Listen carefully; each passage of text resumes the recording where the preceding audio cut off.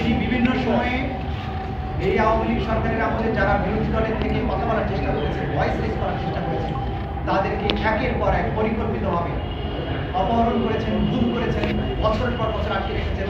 সেখানে তাদেরকে near death experience এমন নির্মম অত্যাচারের তাদের মধ্যে বহু মানুষ আজও ফিরে আসেন। তার নেতৃত্বে বিএনপির নেতা ইলিয়াস আলীকে অপহরণ করে হত্যা করা হয় বলে আমরা জানতে পেরেছি। এছাড়াও আরো অনেক নাম জানা এবং নাম না জানা অনেক মানুষকে অপহরণ এবং অত্যাচার তার বিরুদ্ধে আছে।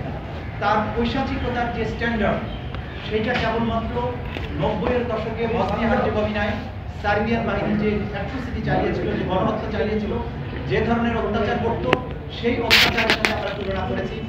বসনিয়ার তদানীন্তন সেনাপ্রধান ছিল রাদোভান কারাজিচ এবং তার আরেকজন অফিসার ছিল রাটকো মলাদিচ। তারা যে ধরনের, তাদেরকে বলা হতো বলকানের কসাই বলা হতো তাদের। আমাদের এই বলকানের কসাইদের মতো বাংলাদেশের কসাই হিসাবে এই জিয়াউল হাসান হত্যাকাণ্ড থেকে শুরু করে অপহরণ, নির্যাতন, গুম এগুলোর সাথে জড়িত ছিলেন। মাঠের অলরাউন্ডার আমি, আর ঘরের allrounder Tilex. Tilex toilet cleaner, clean মানেই টাইলক্স। তার বিরুদ্ধে সুস্পষ্ট অভিযোগ এসেছে।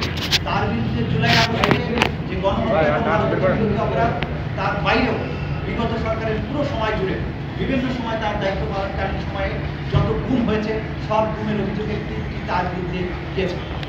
এর বাইরে যাত্রাবাড়ি থানার একজন অফিসার ছিল, যে যাত্রাবাড়িতে কয়েকশো ছেলেকে গুলি করে হত্যা করা হয়েছে নির্মমভাবে, এবং সরকার পতনের পরও মানুষ হত্যা করা হয়েছে। সেই থানার যে ওসি আবুল হাসান, তার কথা আমরা বলছি।